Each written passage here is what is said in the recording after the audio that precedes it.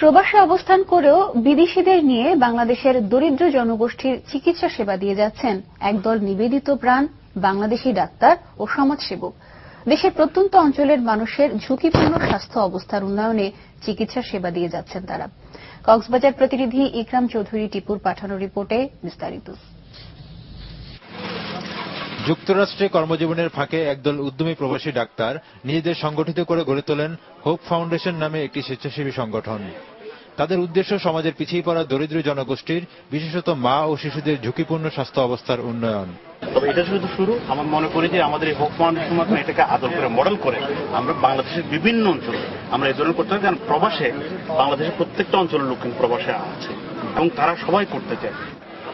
1999 সালে hope foundation সর্বপ্রথম কক্সবাজারের রামু উপজেলার চেঞ্জা গ্রামে প্রতিষ্ঠা করে মা ও শিশু হাসপাতাল। পরবর্তীতে সম্পূর্ণ সেবামূলক এ ধরনের স্বাস্থ্যকেন্দ্র স্থাপন করা হয় কক্সবাজার, চট্টগ্রাম, কুমিল্লা ও শরীয়তপুরের 8টি স্থানে। সম্প্রতি যুক্তরাষ্ট্রের নোভা মেডিকেল বিশ্ববিদ্যালয়ের 30 জন বিশেষজ্ঞ চিকিৎসক ও ইন্টার্নি ডাক্তার হোপ ফাউন্ডেশনের আমন্ত্রণে ওইসব স্বাস্থ্যকেন্দ্রে চিকিৎসা ক্যাম্প করেন।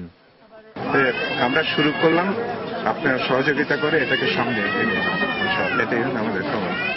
এই দুনিয়াতে তো আমরা চিরকাল বাস করতে পারবো না, কিন্তু এই মানুষের যদি উপকার করে যেতে পারি তাহলে আমাদের সেটাই থাকবে। তো বিদেশে যারা আছে বাঙালি, তারা কিন্তু স্বতঃস্ফূর্তভাবে এগিয়ে আসে। বাংলাদেশের অজপাড়া গ্রামে সুবিধাবঞ্চিত দরিদ্র রোগীদের সেবা দিতে পেরে খুশি বিদেশি ডাক্তাররা।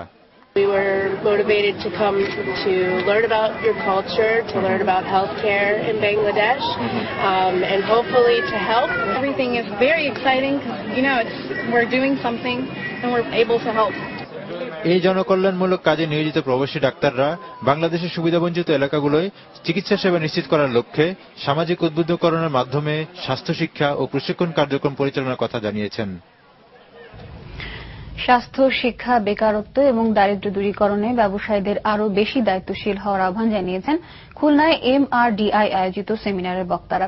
গতকাল নগরীর একটি হোটেলে management and resources development initiative MRDI আয়োজিত CSR প্রকল্প বিষয়ক ব্যবসায়ীদের সাথে এক আলোচনা সভায় এই আহ্বান জানানো হয়।